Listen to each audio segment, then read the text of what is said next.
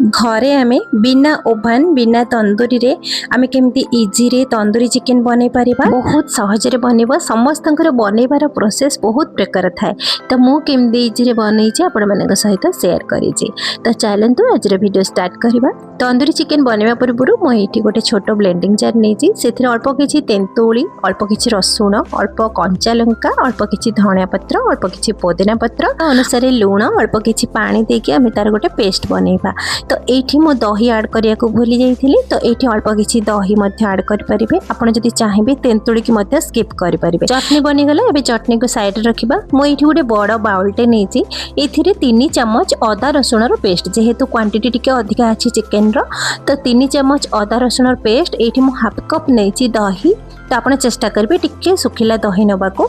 ये 3 रु 4 चम्मच सोरिष तेल नहीं ये अल्प किछि हलदी गुंड गोटे चम्मच जीरा गुंड गोटे चम्मच धनिया पाउडर नहीं ये गोटे चम्मच राग वाला लंका गुंड गोटे चम्मच ये कलर वाला लंका गुंड तापर मुझे गोटे चम्मच नहीं गोलमरीच पाउडर नहीं तो गोलमरीच पाउडर भी निहाती ऐड करी तार टेस्ट बहुत भल आसो। ये गोटे चम्मच गरम मसला नहीं ये आम ऐड करवा 3 रु 4 चम्मच तंदूरी मसलार गुंड तो आप जदि चाहिए तंदूरी मसला ऐड करेंगे ना स्किप कले भी चलो। ये 2 चुटकी खाइबा सोडा नहीं गोटे चम्मच विनेगार नहीं स्वाद अनुसार लुण आप विनेगार जगह लेंबू रस नहीं पारे। मुझे 2 चम्मच नहीं चाट मसला निहाती ऐड करी देखिए बहुत बढ़िया टेस्ट आसो।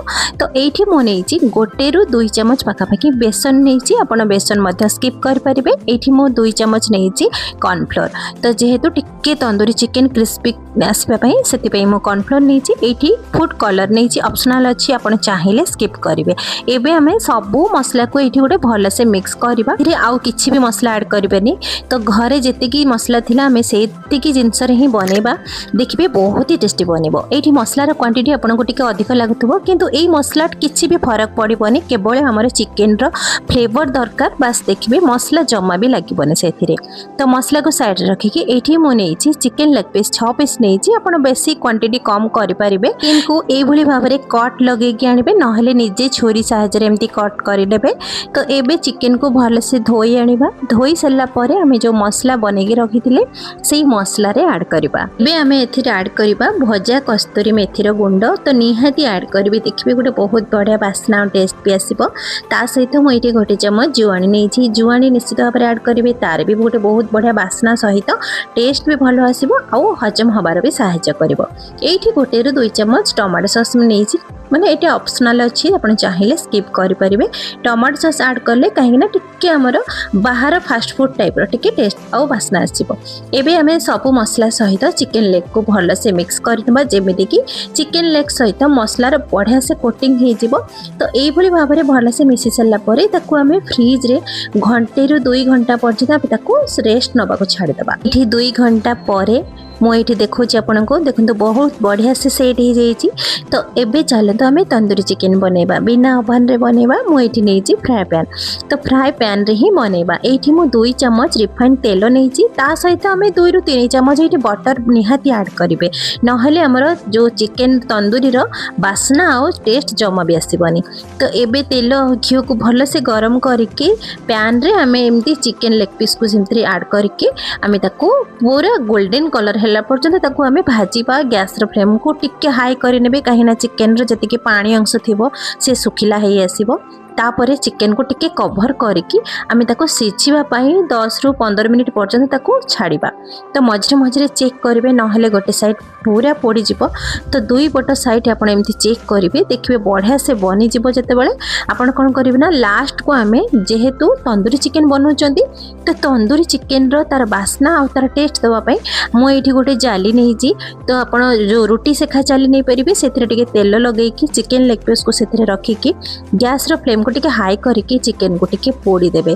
तो चारिपटे टिके पोड़ी देबे जो देखिए आप कंचा अच्छी चिकेन टी तो से भागटा आप उल्टे एमती पोड़ी देबे बेसी पोड़बेनी। तो परफेक्ट आमर चिकेन कलर बढ़िया से ही आसले आम गोटे बाउल को काढ़ी आनिबा।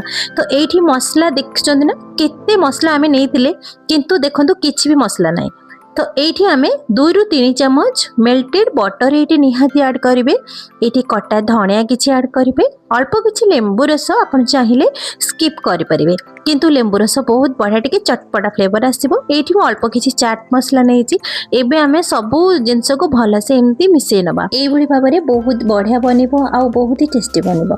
तो एमती आप स्टार्टर भाव में भी आप खाईपर। तंदूरी चिकेन बनाई ये स्टेपटा निहाती दरकार। तो मुझे गोटे छोट डालचीनी काठ को निआरे भलसे पोड़ी आनी।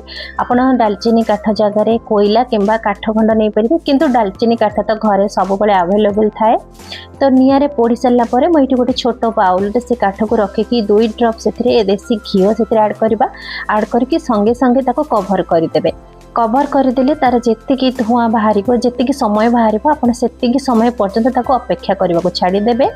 तो से धुआं गुड़ा चिकेन भितर आमर फ्लेवर भी बहुत बढ़िया आसो आ बास्ना भी आसो, जोटा कि आमर तंदूरी चिकेन रो बास्ना सहित टेस्ट भी बहुत बढ़िया आसो। टिके पोड़ा पोड़ा बास्ना पोड़ा पोड़ा टेस्ट आसिले टिके भल लगे। तो से बास्नाटा आम ये भाव में कर। तो 5 ରୁ 10 मिनिट पर्यंत मुझे छाड़ी देखु आउ जी धुआं अच्छे से बाहरी आसले भी चलो। तार जी बास्ना तार जी फ्लेवर दबा कथा तार दे सारी। एवं सब जिन को आउ टिके भलसे मिक्स करनबा। तो बनीगला आमर तंदूरी चिकेन। तो आम चलते प्लेट सर्व करवा। ये जो चटनी देखुं प्रथम आम जो धनिया पत्र पुदीना पत्र तेंतुड़ी चटनी बनई। तो यही चटनी सहित आप खाइबे देखिए बहुत बढ़िया टेस्ट आसो। ढाबा स्टाइल रे घरे आम बिना ओवन रे केमती तंदूरी चिकेन बनइले आपण निश्चित भाव में ट्राए करंतु। इजी रे भी बनई पारिबे आ बहुत ही टेस्टी लागिबो। आशा करुछि आज वीडियो आपण माननकु पसंद आसीथिबो। जदि पसंद आसीथिबो बिंदुरोसई चैनल को सब्सक्राइब करि नेबे। छोटिया लाइक कमेंट निश्चित भाव में करिवे। पुणी देखा नुआ वीडियो रे। से पर्यंत नमस्कार।